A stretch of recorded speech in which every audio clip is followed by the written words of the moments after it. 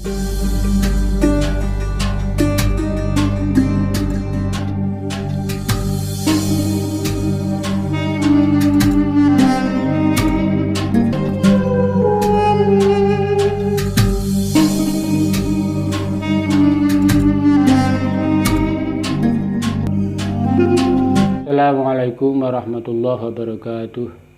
Alhamdulillahi rabbil alamin. Wassalatu wassalamu ala asrafil anbiya'i wal mursalin sayyidina wa maulana Muhammadin wa ala alihi wa sahbihi wa ala ajma'in. Rabbi shrah li sadri wa yassir li amri wa hlul 'uqdatam min lisani yafqahu qawli, amma ba'd. Kepada yang terhormat anak-anakku sekalian, siswa-siswi SMP Negeri 1 Karanggeneng yang sangat kami banggakan, rahimakumullah. Alhamdulillah, puji syukur kita aturkan kepada Allah Subhanahu wa Ta'ala, yang mana pada kesempatan ini kita masih diberikan kesehatan, keselamatan oleh Allah Subhanahu wa Ta'ala. Salawat dan salam mudah-mudahan tetap tercurahkan kepada baginda Rasulullah Muhammad sallallahu alaihi wasallam. Anak-anakku sekalian, pada kesempatan ini materi yang akan kita bahas atau yang kita kaji adalah surat Al-Fatihah. Marilah kita sama-sama membaca surat Al-Fatihah itu, mudah-mudahan kita mendapatkan barokahnya. A'udzubillahi minasyaitonirrajim. Bismillahirrahmanirrahim. Alhamdulillahi rabbil alamin, arrahmanirrahim, maliki yaumiddin. Iyyaka na'budu wa iyyaka nasta'in, ihdinas siratal mustaqim, siratal ladzina an'amta 'alaihim ghairil maghdubi 'alaihim waladdallin. Anak-anakku sekalian, marilah kita bahas atau kita kaji secara bersama-sama, mudah-mudahan barokah. Surat Al-Fatihah ini surat yang diturunkan di kota Makkiyah, mempunyai beberapa keutamaan. Yang pertama adalah membaca surat Al-Fatihah itu merupakan rukun sholat. Nabi Muhammad SAW bersabda, tidak ada sholat bagi orang yang tidak membaca Fatihatul Kitab atau Al-Fatihah. Rawahu Bukhari dan Muslim. Dalam sabda yang lain beliau mengatakan, yang artinya barang siapa yang sholat tidak membaca Ummul Quran atau surat Al-Fatihah, maka sholatnya pincang atau qidaj. Rawahu Muslim. Makna dari qidaj adalah kurang, sebagaimana dijelaskan dalam hadis tersebut, tidak lengkap. Berdasarkan hadis ini dan hadis sebelumnya, para imam seperti Imam Malik, Imam Syafi'i, Imam Ahmad bin Hanbal dan para sahabatnya serta mayoritas ulama berpendapat bahwa hukum membaca Al-Fatihah di dalam sholat adalah wajib. Artinya tidak sah sholat tanpa membaca surat Al-Fatihah. Itu keutamaan surat Al-Fatihah. Yang kedua adalah Al-Fatihah merupakan surat yang paling agung di dalam Al-Quran.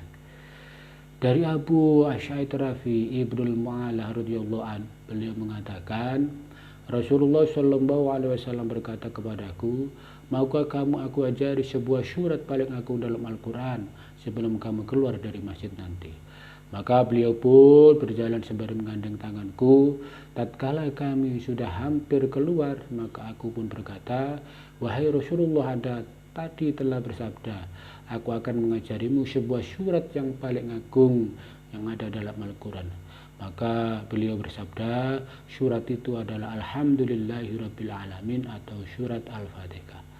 Itulah Ashabul Matsani atau 7 ayat yang sering diulang-ulang di dalam sholat, serta Al-Quran Al-Azim yang dikarenakan kepadaku. HR Rawahu Bukhari, dinukil dari Riyadhus Shalihin. Anak-anakku sekalian, dua keutamaan surat Al-Fatihah itu sangat penting untuk kita ketahui, sehingga kita jangan sampai di dalam sholat itu tidak membaca surat Al-Fatihah. Berikutnya adalah marilah kita baca satu kata berkata dalam surat Al-Fatihah atau dalam satu ayat Al-Fatihah. A'udzubillahi minasyaitonirrajim. Bismillahirrahmanirrahim.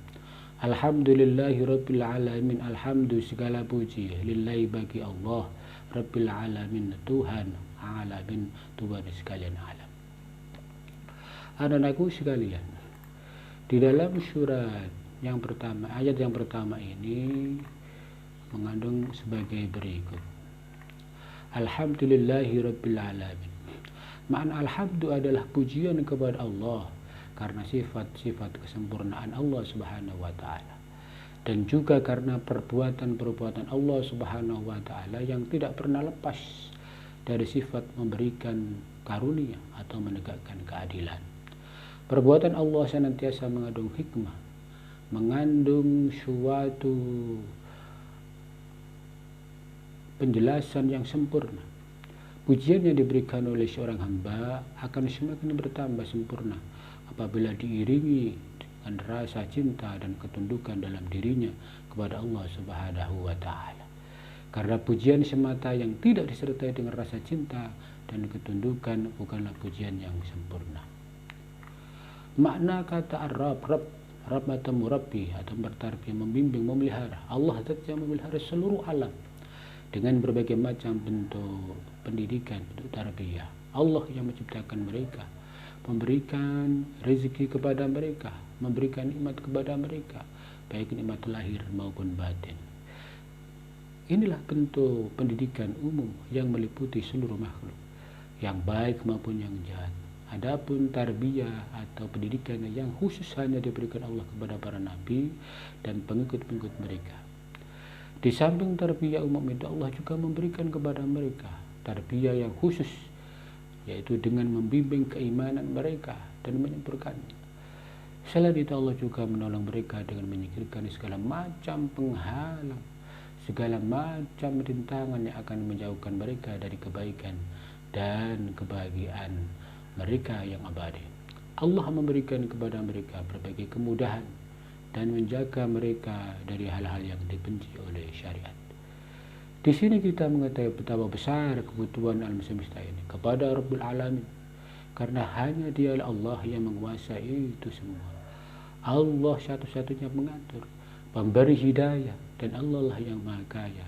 Oleh sebab itu, semua makhluk yang ada di langit dan di bumi ini meminta kepadanya. Mereka semua meminta kepadanya, baik dengan ucapan lisannya maupun dengan ekspresi dirinya.